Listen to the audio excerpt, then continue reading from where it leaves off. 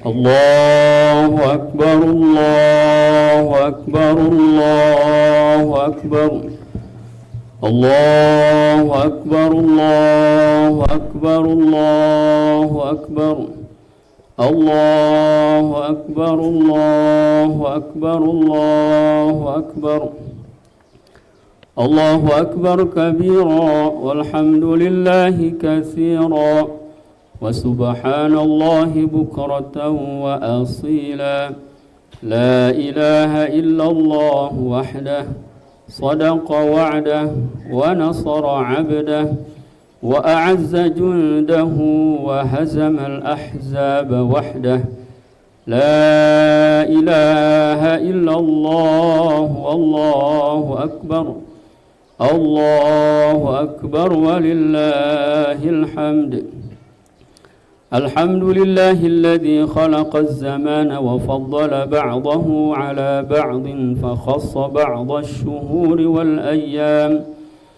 والأيام والليالي بمزايا وفضائل يعظم فيها الأجر والحسنان أشهد أن لا إله إلا الله وحده لا شريك له وأشهد أن سيدنا محمدا عبده ورسوله الداعي بقوله وفعله إلى الرشاد اللهم صل وسلم على عبدك ورسولك محمد وعلى آله وأصحابه هداة الأنام في أنحاء البلاد أما بعد فيا أيها الناس اتقوا الله تعالى حق تقاته وقال الله تعالى في كتابه الكريم أعوذ بالله من الشيطان الرجيم يا أيها الذين آمنوا اتقوا الله حق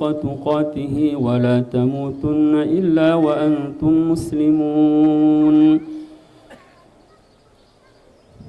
Hadirin sidang sholat Idul Adha yang dimuliakan oleh Allah Subhanahu wa Ta'ala. Alhamdulillah, di pagi yang cerah ini disambut dengan kicauan burung yang indah. Kita panjatkan rasa syukur kita kepada Allah Subhanahu wa Ta'ala. Juga saat ini jamaah haji di seluruh Indonesia sedang melaksanakan rangkaian terakhir dari rangkaian manasik ibadah haji. Mudah-mudahan semuanya diselamatkan oleh Allah Subhanahu wa Ta'ala dan mendapatkan haji yang mabrur. Amin ya rabbal alamin. Salawat dan salam mari kita curah limpahkan kepada qudwah hasanah kita, junjungan besar Nabi Muhammad sallallahu alaihi wasallam, untuk keluarganya, para sahabatnya, para tabi'in, tabi'ut tabi'in, dan kita selaku umatnya. Amin ya rabbal alamin. Allahu Akbar, Allahu Akbar, Allahu Akbar. Hadirin sidang Idul Adha yang dimuliakan oleh Allah Subhanahu wa Ta'ala. Salah satu prinsip yang harus kita tanamkan di dalam kehidupan kita adalah selalu berbaik sangka kepada Allah Subhanahu wa Ta'ala. Salah satu prinsip yang harus ditanamkan di dalam kita melaksanakan perintah Allah Subhanahu wa Ta'ala, melaksanakan ketaatan kepada Allah Subhanahu wa Ta'ala, adalah berbaik sangka dan yakin kepada Allah Subhanahu wa Ta'ala. Karena tidak ada satu perintah pun, tidak ada satu amalan pun di dalam Islam yang perintah itu, yang amalan itu kemudian membawa madarat, membahayakan. Semuanya pasti ada hikmahnya, semuanya pasti ada kebaikannya, baik di dunia ataupun di akhirat. Apalagi yang memberikan perintah adalah Allah Subhanahu wa Ta'ala, yang maha mengetahui apa yang sudah terjadi, yang sedang terjadi, dan yang akan terjadi. Semua Allah tahu. Dan mustahil bagi Allah Subhanahu wa Ta'ala ketika memerintahkan satu perintah, ketika mensyariatkan satu syariat, ketika memerintahkan amalan kepada kita, amalan tersebut kemudian membahayakan, membawa bahaya, membawa madarat, merugikan. Kalau begitu Allah berarti zalim, dan mustahil bagi Allah untuk berbuat zalim. Allah pasti berbuat baik selalu untuk hamba-hambanya. Asa an tuhibbu syai'an wa huwa syarrul lakum, wa asa an takrahu syai'an wa huwa khairul lakum. Allah berfirman, bisa jadi kita menyukai sesuatu, tapi sesuatu itu buruk bagi kalian. Dan ini kata para ulama adalah tentang dunia.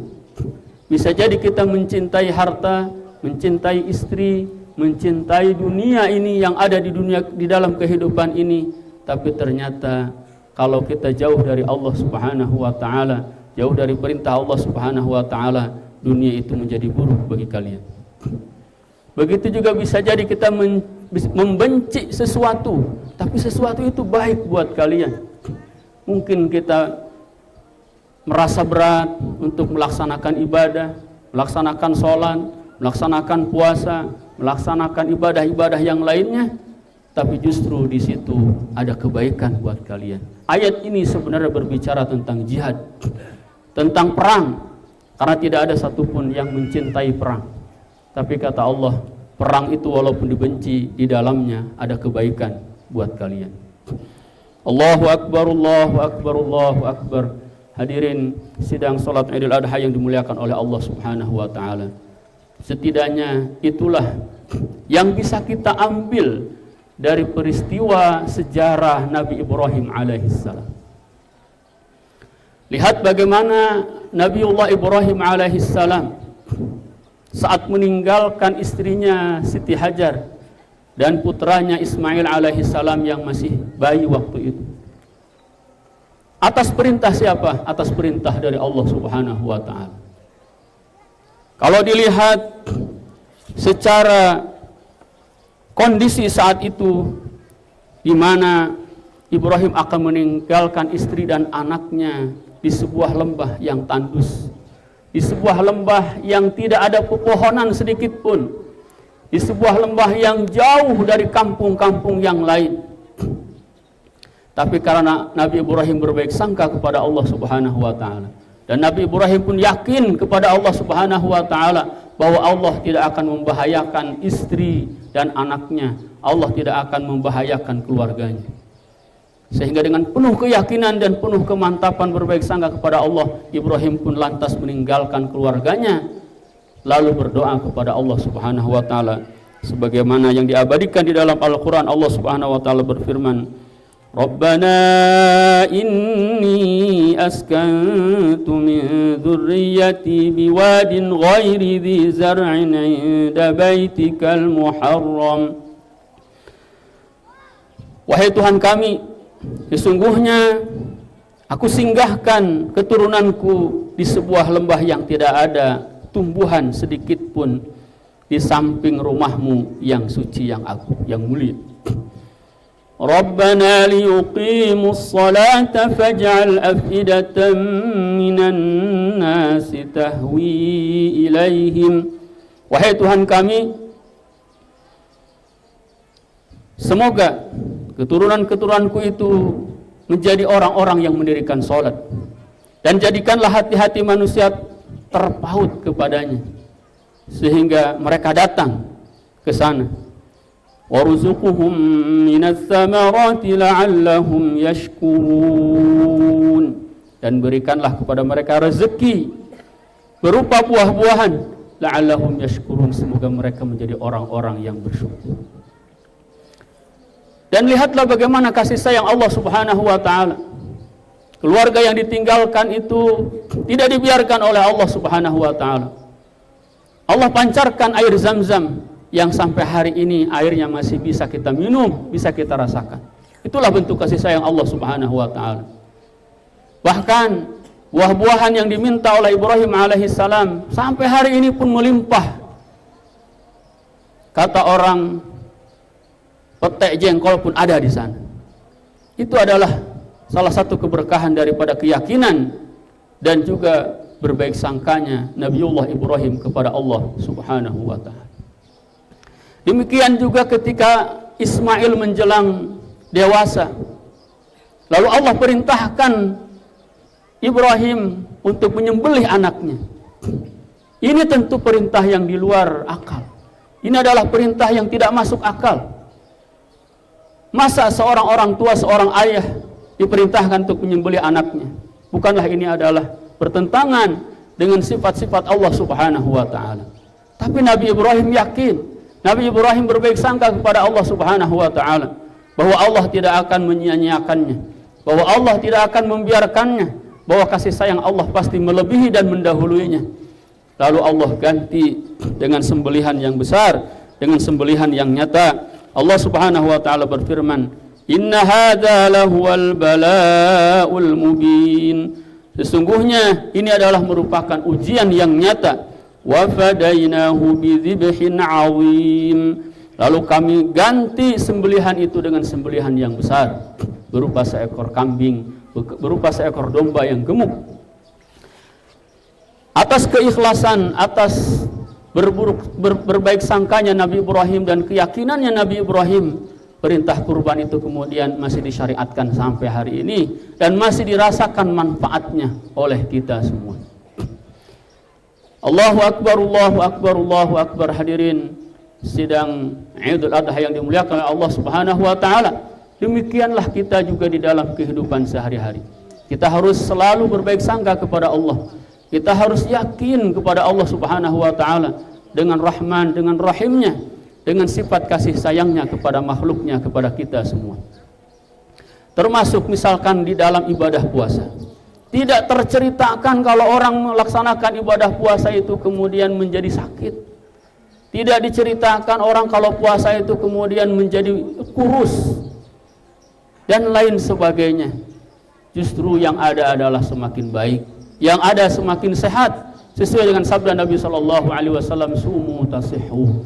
Puasalah kalian, niscaya kalian akan sehat. Begitu juga di dalam perintah sedekah. Hakikatnya sedekah itu mengeluarkan harta, mengurangi harta, tapi sejatinya di sisi Allah Subhanahu wa taala itu semakin bertambah, semakin bertumbuh, semakin baik, semakin bersih dan semakin banyak. Dan tidak ada ceritanya juga orang yang jor-joran, orang yang sering bersedekah, orang sering memberi kemudian jatuh miskin, jatuh bangkrut. Tidak ada ceritanya. Yang ada justru semakin orang dermawan, dia semakin berlimpah hartanya, dia semakin dikayakan oleh Allah Subhanahu wa taala. Sesuai dengan sabda Rasulullah sallallahu alaihi wasallam, "Ma naqasa malun min shadaqatin." Tidak akan pernah berkurang satu harta disebabkan karena sedekah. Barakallahu li wa lakum fil Qur'anil azim wa nafa'ani wa iyyakum bima fihi minal ayati wa dzikril hakim. Wa taqabbalallahu minni wa minkum tilawatahu wastaghfiruhu innahu huwal ghafurur rahim.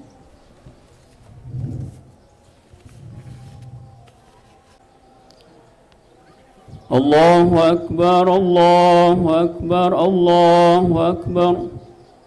Allahu akbar, Allahu akbar, Allahu akbar, Allahu akbar. Alhamdulillahi ala ihsanihi wa syukru lahu ala taufiqihi wa amtinanihi. Wa ashhadu an la ilaha illallah wahdahu la syarika lah.